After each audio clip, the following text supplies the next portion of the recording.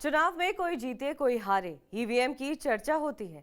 यह चुनाव में तकरीबन होता आया है, जितने जीतने वाली पार्टी जयकारा लगाती है और हारने वाली पार्टी हार का ठीकरा ईवीएम पर मढ़ देती है। हार और जीत के खेल में ईवीएम के साथ खेलने वालों के खिलाफ सुप्रीम कोर्ट ने सख्त टिप्पणी की है। सुप्रीम कोर्ट ने कहा है कि आप हारे तो ईवीएम खराब है और आप जीते तो ईवीएम अच्छा है। देश में चुनाव के दौरान इलेक्ट्रॉनिक वोटिंग मशीन यानी ईवीएम के बजाय बैलेट पेपर का इस्तेमाल करने की मांग वाली याचिका को सुप्रीम कोर्ट ने खारिज कर दिया है। कोर्ट ने कहा है कि जब वो नहीं जीते तो मतलब ईवीएम में छेड़छाड़ की गई है और जब चुनाव जीत गए तो उन्होंने कुछ नहीं कहा। हम इसे कैसे देख सकते हैं? इसके बाद कोर्ट ने इस याचिका को खारिज कर दिया और कहा कि ये वो जगह नहीं है जहां आप इस सब पर बहस कर सकते हैं। याचिकाकर्ता ने बताया है कि चंद्रबाबू नायडू और वाईएस जगनमोहन रेड्डी जैसे प्रमुख नेताओं ने भी ईवीएम से छेड़छाड़ के बारे में चिंता जताई थी।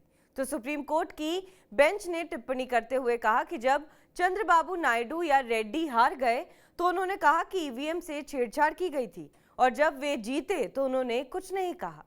याचिकाकर्ता के पॉल ने एलोन मस्क की टिप्पणियों का उदाहरण दिया, जिन्होंने सुझाव दिया था कि ईवीएम से छेड़छाड़ की जा सकती है। उन्होंने ये भी बताया कि एलोन मस्क ने 150 से अधिक देशों का दौरा किया है और अधिकांश विदेशी देशों ने बैलेट पेपर वोटिंग को अपनाया है और तर्क दिया है कि भारत को भी यही तरीका अपनाना चाहिए। मस्क का उदाहरण सुनने के बाद बेंच ने पूछा, आप बाकी दुनिया से अलग क्यों नहीं होना चाहते? याचिकाकर्ता ने चुनाव प्रचार के दौरान पैसे और शराब के इस्तेमाल को विनियमित करने के लिए एक व्यापक रूपरेखा तैयार करने का भी अनुरोध किया। दरअसल कांग्रेस ने आम चुनाव और हाल ही में संपन्न हरियाणा और महाराष्ट्र विधानसभा चुनाव में चुनावी प्रक्रिया और ईवीएम के इस्तेमाल को लेकर चिंता जताई है, जिसमें वो हार गए।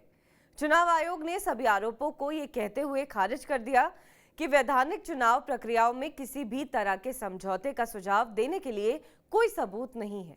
बहरहाल इस खबर पर आपका क्या कुछ कहना है, हमें कमेंट करके जरूर बताएं। बाकी देश विदेश की तमाम बड़ी खबरों के लिए आप देखते रहें TV9 डिजिटल।